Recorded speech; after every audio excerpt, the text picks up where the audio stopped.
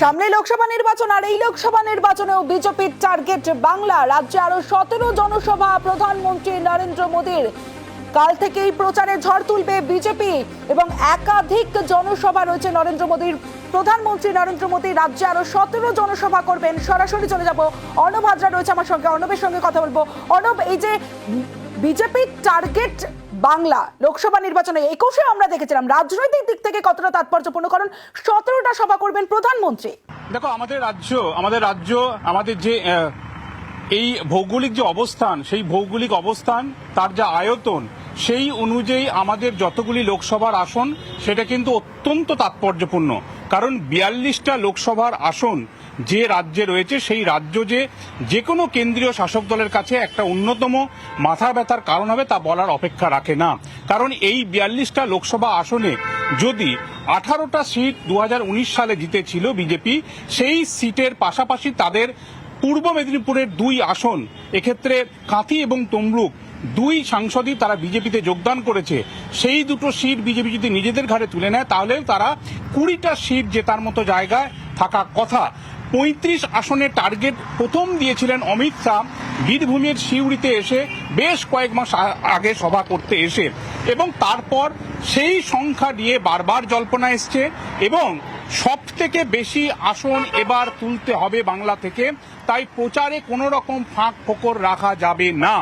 2 জায়গার প্রার্থী নিয়ে এখনো জটিলতা কাটেনি, কিন্তু যে প্রচারের মুখ, অন্যতম মুখ মোদি, মোদি মোদিময় গোটা দেশ জুড়ে, এই মোদি মুখকে রেখে গেরুয়া ব্রিগেড গোটা দেশে যেভাবে ঝাঁপাতে চাইছে, সেই খোদ মোদি প্রাক নির্বাচনী সভায় রাজ্যে 4 লোকসভায় জনসভা করে গেছেন।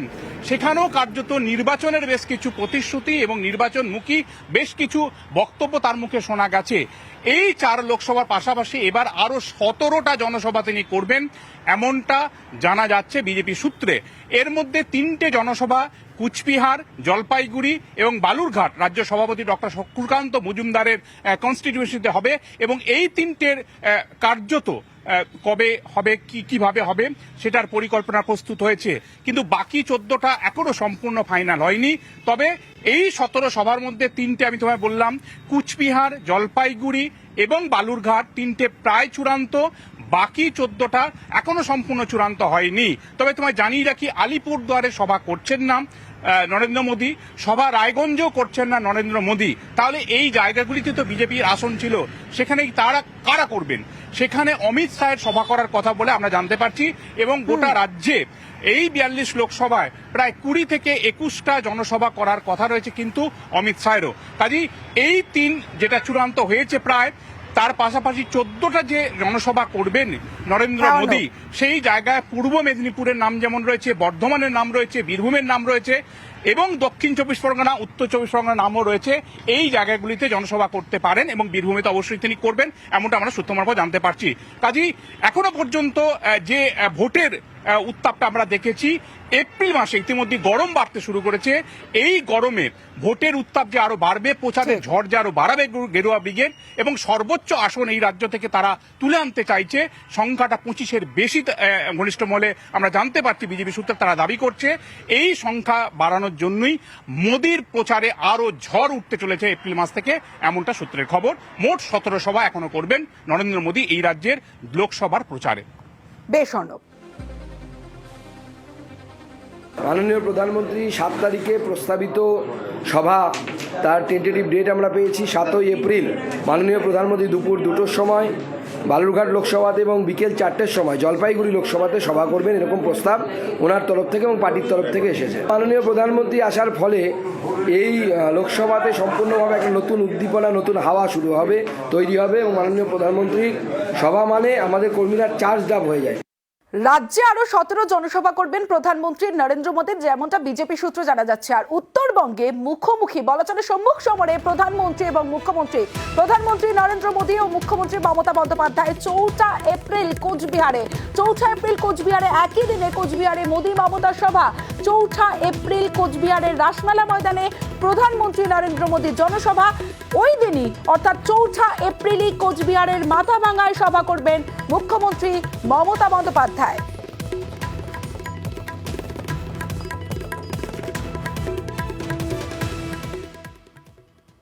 লোকসভা নির্বাচনের প্রচার আজ থেকেই শুরু করে দিয়েছেন মুখ্যমন্ত্রী মমতা বন্দ্যোপাধ্যায়। কৃষ্ণনগর থেকে অল আউট আক্রমণে মমতা বন্দ্যোপাধ্যায়, নিশানায় নরেন্দ্র মোদী এবং বিজেপি।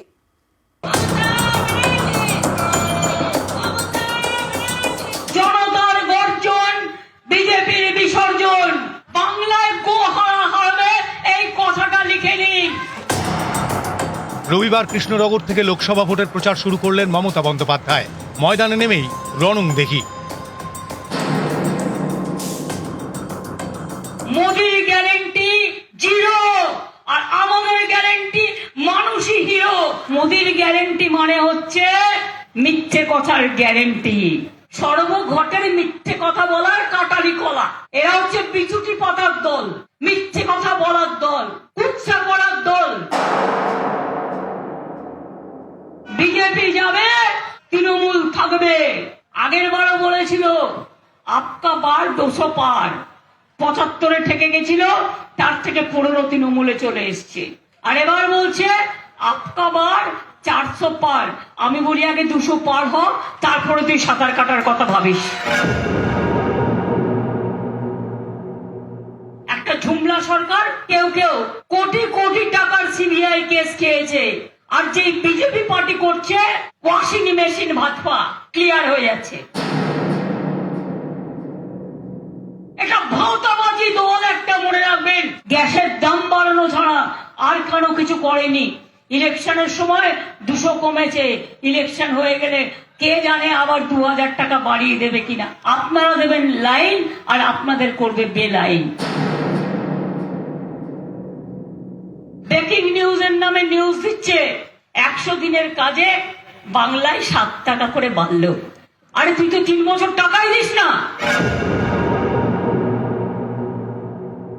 বিজেপি অফিস থেকে ফোন করে বলছে আপনার নামটা লেখান, ইলেকশনের পরে আপনাকে বাসস্থান দেব।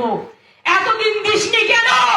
11 লক্ষ নামের লিস্ট আমরাই করে পাঠিয়েছি, সেখান থেকে ফোন নাম্বার নিয়ে আপনাদের ফোন করছে। এবার ফোন করলে বলবেন দিদি বলেছে, দিদি দিয়ে দেবেন, তোমাদের দেওয়ার দরকার নেই।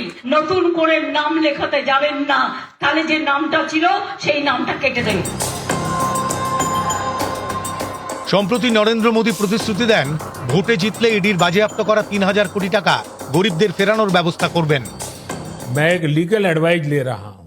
बंगाल में ये ईडी वालों ने करीब 3000 करोड़ रुपया इनका अटैच किया हुआ है। अगर मुझे लीगल एडवाइस मिलेगी तो नई सरकार बनते ही जो भी कानूनी प्रावधान करना पड़ेगा, कुछ नियम बनाने पड़ेंगे, तो मैं ये जो 3000 करोड़ रुपया है, जो गरीब लोगों का पैसा है, और जिसने इस प्रकार का पैसा रिश्वत में दिया है, उन सबको मैं वापस पैसा करना चाहता हूं। বলছে ইডির টাকা জনগণকে দিয়ে দেবো। কত পেয়েছো তুমি স্কুল ডিপার্টমেন্ট থেকে? 3000 কোটি টাকা। তাতে কি হয়? একটা লোক 21 টাকা করেও পাবে না। আর মনে আছে 15 লক্ষ টাকা করে দেবে বলেছিল ব্যাংক অ্যাকাউন্টে। ধন ধান্যে পুষ্পে ভরা আমাদের এই বসুন্ধরা। আর আজ সেই দেশে ইডির রাজ চলছে, সিবিআই রাজ চলছে, ইনকাম ট্যাক্স রেডের চাকা রাজ চলছে। রোজ এনআইএ চলে যাচ্ছে, আমাদের যারা ভোট করে তাদের বাড়িতে সিবিআই চলে যাচ্ছে, ইডি চলে যাচ্ছে। বিজেপি পার্টি এমনি যদি আপনারা যেতেন, বলছেন 400 ওপর সিট পাবেন, তাহলে কেন ইডি? তাহলে কেন সিবিআই? তাহলে কেন ইনকাম ট্যাক্স? নিউজ 18 বাংলা।